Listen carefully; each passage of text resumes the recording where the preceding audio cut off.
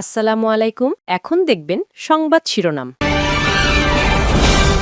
কাতার সরকারের এয়ার অ্যাম্বুলেন্সে লন্ডনের উদ্দেশ্যে যাত্রা করতে পারেন খালেদা জিয়া। যমুনাকে জানালেন চেয়ারপারসনের উপদেষ্টা এনামুল হক। অন্তর্বর্তী সরকারের গঠন বৈধ, হাইকোর্টের রায় বহাল রেখে লিভ টু আপিল খারিজ। বৈধতা নিয়ে আর প্রশ্ন তোলার সুযোগ নেই বললেন অ্যাটর্নি জেনারেল। 64 জেলার এসপি ও পুলিশের ঊর্ধ্বতন কর্মকর্তাদের সাথে প্রধান উপদেষ্টার বৈঠক। জুলাই শহীদদের আকাঙ্ক্ষার বাংলাদেশ গড়ার নির্বাচনে নিরপেক্ষ। সজীব ওয়াজেদ জয়ের বিরুদ্ধে ট্রাইব্যুনালের গ্রেপ্তারি পরোয়ানা। ইন্টারনেট বন্ধ করে জুলাই আন্দোলনে হত্যাযজ্ঞে সহায়তার অভিযোগ। এতক্ষণ দেখছিলেন সংবাদ শিরোনাম, এখন দেখবেন বিস্তারিত। কাতার সরকারের দেয়া এয়ার অ্যাম্বুলেন্সে আগামীকাল সকাল নাগাদ লন্ডনের উদ্দেশ্যে যাত্রা করবেন বিএনপি চেয়ারপারসন খালেদা জিয়া। তার সফরসঙ্গী হবেন 14 জন, এর মধ্যে 6 জন চিকিৎসক, 2 জন এসএফএফ সদস্য থাকবেন বলে জানা গেছে। যমুনা টেলিভিশনকে জানিয়েছেন চেয়ারপারসনের উপদেষ্টা এনামুল হক। আগামীকাল ভোরবেলায় মূলত কাতার থেকে যে এয়ার অ্যাম্বুলেন্স সেটি আগামীকাল ভোরে ঢাকা এসে পৌঁছাবে। এরপর 2 ঘন্টা পরে মূলত বিএনপি চেয়ারপারসনের যে ফ্লাইট সেটি লন্ডনের উদ্দেশ্যে রওনা হওয়ার কথা রয়েছে। লন্ডনের এর আগে তিনি যেই হাসপাতালে, লন্ডন ক্লিনিক যেখানে তিনি চিকিৎসা নিয়েছিলেন, সেখানে তাকে নিয়ে যাওয়া হচ্ছে। এবং আপনি জানেন যে লন্ডন থেকে একজন চিকিৎসক এরই মধ্যে বাংলাদেশে রয়েছেন এবং তারপর অবশ্যই মূলত তাকে বিদেশে নিয়ে যাওয়া হচ্ছে। এবং আপনার আজকে দুপুর নাগাদ মূলত কাতার সরকার তাদের যে এয়ার অ্যাম্বুলেন্স, যেটি এর আগেও বিএনপি চেয়ারপারসনকে নিয়ে লন্ডনের উদ্দেশ্যে যাত্রা করেছিল এবং বাংলাদেশে ফেরত নিয়ে এসেছিল, এবং সেই এয়ার অ্যাম্বুলেন্স কাতার সরকার অনুমোদন করেন এবং সেই অনুমোদন করার পরপরই সেটি আজ রাতে বা আগামীকাল ভোর নাগাদ ঢাকা হযরত শাহজালাল আন্তর্জাতিক বিমানবন্দরে এসে পৌঁছাবে। এরপর তার 2 ঘন্টা পর বিএনপি চেয়ারপারসনকে নিয়ে লন্ডনের উদ্দেশ্যে রওনা হওয়ার কথা রয়েছে। এখন পর্যন্ত দলীয় এটি সিদ্ধান্ত, এবং সেই সিদ্ধান্ত মোতাবেক 14 জনের একটি মোট 15 সদস্য লন্ডনের উদ্দেশ্যে যাত্রা করবে। যদি আপনাকে তালিকাটা একটু বলি, বিএনপি চেয়ারপারসনের সঙ্গে থাকবেন তার পুত্রবধূ সৈয়দা শামিলা রহমান, সে সঙ্গে থাকবেন বিএনপি চেয়ারপারসনের ডক্টর আবু জাফর মোহাম্মদ জাহিদ হোসেন অর্থাৎ এজেডএম জাহিদ হোসেন, এবং সে সঙ্গে বিএনপি চেয়ারপারসনের উপদেষ্টা ডক্টর মোহাম্মদ এনামুল হক চৌধুরী, থাকবেন চিকিৎসক ফখরুদ্দিন মোহাম্মদ সিদ্দিকী, এবং থাকবেন শাহাবুদ্দিন তালুকদার, নুরুদ্দিন আহমেদ, জাফর ইকবাল, মোহাম্মদ আল মামুন। এই কয়েকজন চিকিৎসক থাকবেন এবং সেই সঙ্গে এসএসএফ এর 2 জন সদস্য থাকবেন। সঙ্গত কারণ তাদের নাম আমরা বলছি না। সেই সঙ্গে বিএনপি চেয়ারপারসনের অ্যাসিস্ট্যান্ট, বিএনপির ভারপ্রাপ্ত চেয়ারম্যানের অ্যাসিস্ট্যান্ট অর্থাৎ সহকারী আব্দুল হাই মল্লিক, এবং সেই সঙ্গে বিএনপি চেয়ারপারসনের আরেকজন সহকারী মাসুদুর রহমান, তারাও কিন্তু। অন্তর্বর্তী সরকার গঠন বৈধ, হাইকোর্টের রায় বহাল রেখেই লিভ টু আপিল খারিজ করেছেন আপিল বিভাগ। প্রধান বিচারপতি সৈয়দ রেফাত আহমেদের সমন্বয়ে গঠিত 7 সদস্যের পূর্ণাঙ্গ বেঞ্চ এই আদেশ দেন। আপিল বিভাগ আদেশে বলেন, ডক্টর মোহাম্মদ ইউনূসের নেতৃত্বে গঠিত অন্তর্বর্তী সরকারের শপথ এবং গঠন প্রক্রিয়া চ্যালেঞ্জ করে দায়ের করা রিট খারিজের হাইকোর্টের আদেশ সঠিক ও যথার্থ।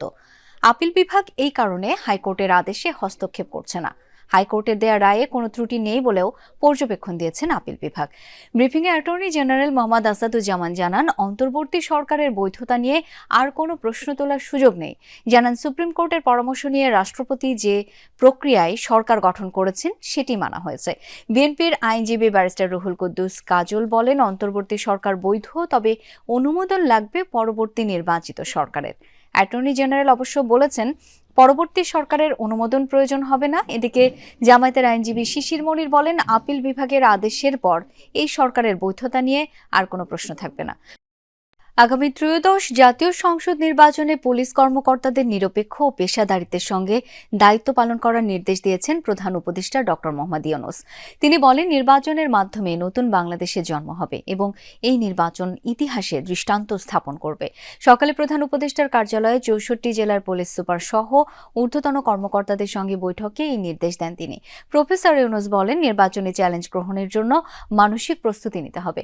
কাপুরুষের মতো বসে থাকা নয়, শহীদদের স্বপ্ন পূরণে কাজ করতে হবে। আসন্ন নির্বাচনে পুলিশকে সতর্ক, নিরপেক্ষ ও পেশাদারিত্বের সঙ্গে দায়িত্ব পালনের আহ্বানও জানান প্রধান উপদেষ্টা।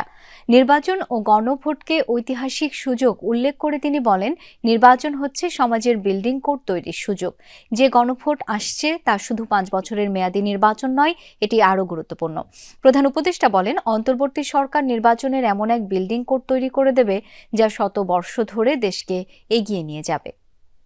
এটা ইতিহাসে যেন স্মরণ করে, বাইরের যারা পরিদর্শন করবে, আসবে, পর্যবেক্ষণ দল আসবে, তারা আমাদের খুদ ধরার চেষ্টা করবে, আমাদের এটা হয় নাই, ওইটাই ব্যবহার হলে ভালো হতো বলবে।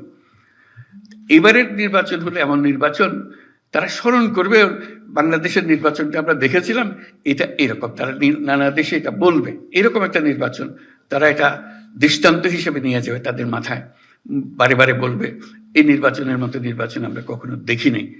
সজীব ওয়াজেদ জয়ের বিরুদ্ধে গ্রেপ্তারি পরোয়ানা জারি করেছে আন্তর্জাতিক অপরাধ ট্রাইব্যুনাল। শেখ হাসিনার ছেলে এবং তার আইসিটি বিষয়ক উপদেষ্টার বিরুদ্ধে জুলাই গণ অভ্যুত্থানে ইন্টারনেট বন্ধ করে হত্যাযজ্ঞে সহায়তার অভিযোগ আনা হয়েছে। একই মামলায় সাবেক আইসিটি প্রতিমন্ত্রী জুনায়েদ আহমেদ পলককে গ্রেপ্তার দেখানোর আবেদন করেছে প্রসিকিউশন। এর শুনানি হবে 10 ডিসেম্বর দুপুরে। তাদের বিরুদ্ধে আনুষ্ঠানিক অভিযোগ ট্রাইব্যুনালে দাখিল করে প্রসিকিউশন, পরে সেই অভিযোগ আমলে নিয়ে গ্রেপ্তারি পরোয়ানার আদেশ দেয় ট্রাইব্যুনাল। বুধবার এই মামলায় তদন্ত প্রতিবেদন হাতে পায় প্রসিকিউশন। জয় ও পলকের বিরুদ্ধে অভিযোগ ইন্টারনেট ব্ল্যাকআউট করে জুলাই আন্দোলনে সংগঠিত হত্যাযজ্ঞে গোপনে সহায়তা করা, যাতে এই সম্পর্কে দেশ ও বিদেশ থেকে কেউ কিছু জানতে না পারে।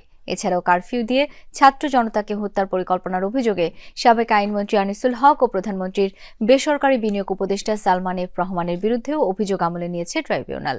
10 ডিসেম্বর তাদের হাজির করার নির্দেশ দেওয়া হয়েছে। চট্টগ্রাম বন্দরের নিউমোরিং টার্মিনাল পরিচালনায় বিদেশি কোম্পানির সাথে চুক্তির প্রক্রিয়া নিয়ে ভিন্ন মতের রায় দিলেন হাইকোর্ট।